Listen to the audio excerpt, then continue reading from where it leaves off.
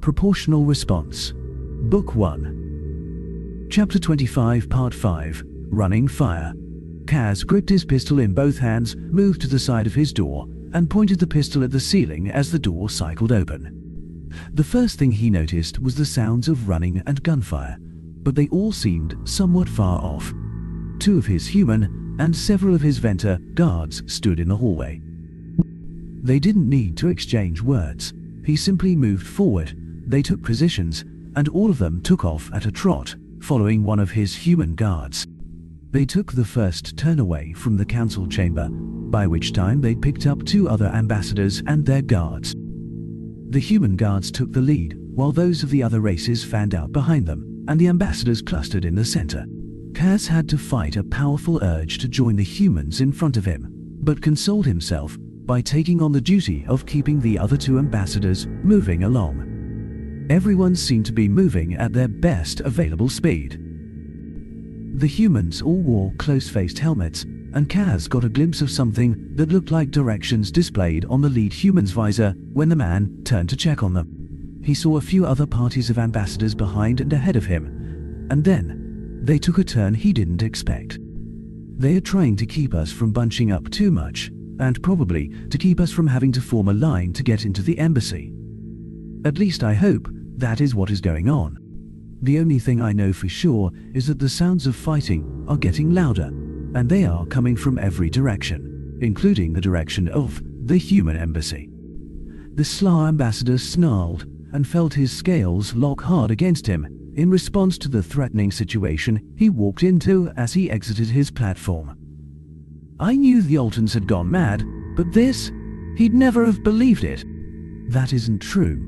You knew they were like this, and you knew that they'd react with deadly force if their rule was ever threatened.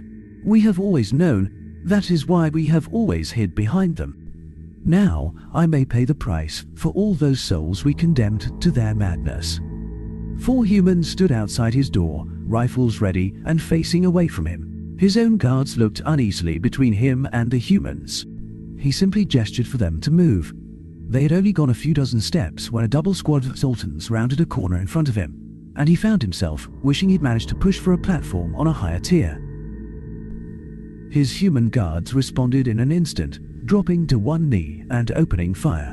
One of the sultans managed to return fire, 3 went down instantly, and the rest ducked behind whatever corner they could find and began to pop out to return fire. He flattened himself against a wall and considered trying to run back towards his platform. He had no place to go. One of his guards went down, and he heard a human let out a breath when a pulse rifle shot hit him. The man began to bleed, but didn't stop firing. The ambassador bent to pick up his dead guard's rifle. If this is how it is to end, I will at least... He looked up and saw none other than Henry Archer, the human ambassador himself, standing behind the sultans shooting at him. The man smiled, waved, and yelled, "Hey, you tailless, declawed milk miner suckers, you looking for me?" The human, flanked by 2 guards, then fired off a handful of shots, one of which took down a Zoltan. The others turned to look at the human, and every one of their eyes went red. Henry laughed, made what his translator labeled an obscene gesture, and took off running. The Zoltans took off after him, leaving the way clear. Karth and Ranash listened to the ops officer call out that the second wave of shuttles were away. A few cheers greeted the announcement, but Ranash had thoughts only for his screen.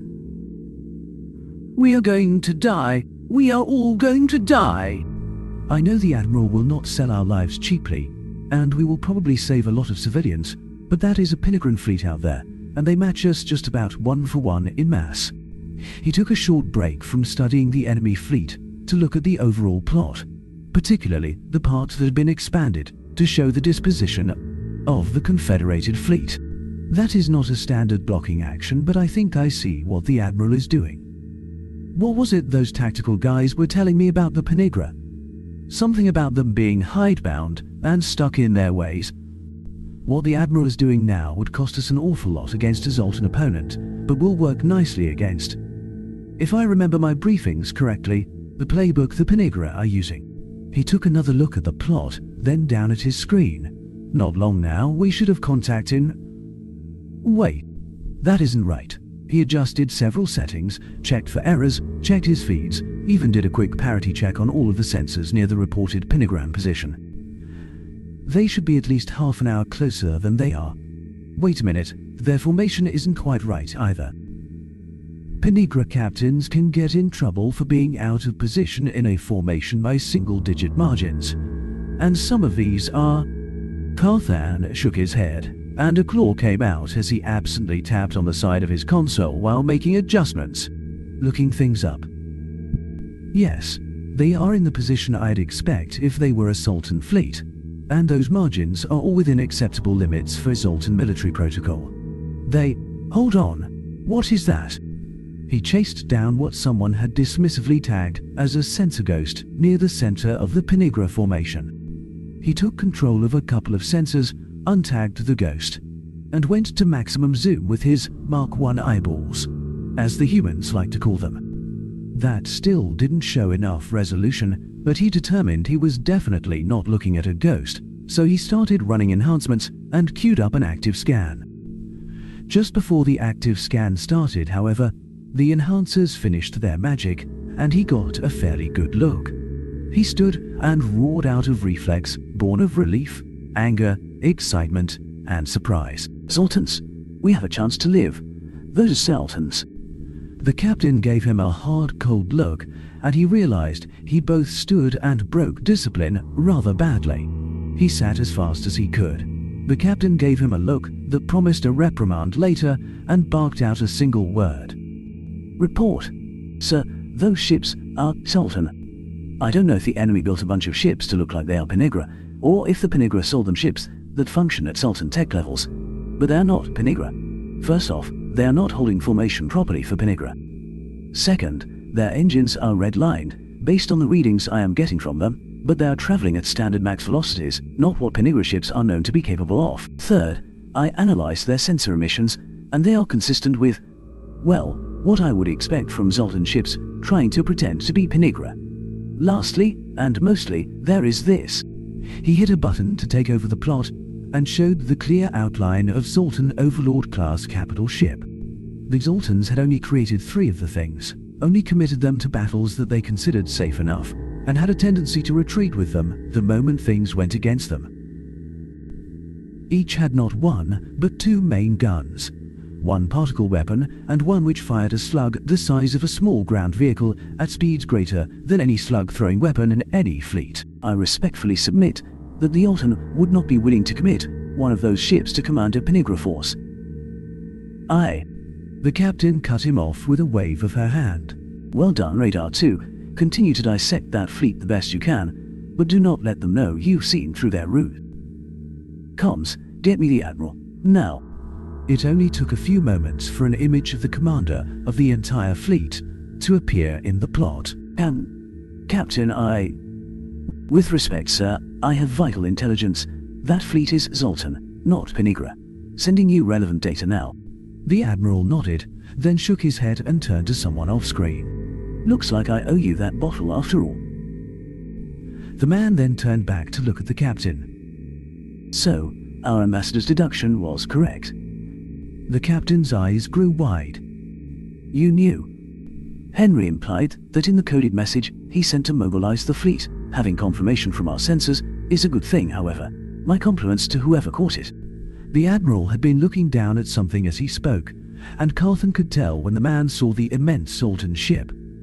A hard, predatory smile flashed across the man's face. Captain, as a reward for being the first to spot this, how would you like the honor of being the first captain to smash an Overlord? DMDR, the Gorful ambassador, ran as fast as his legs would carry him. Oh, how I wish to be on a world with proper gravity, where I could hop away from these predators like a good Gorful should.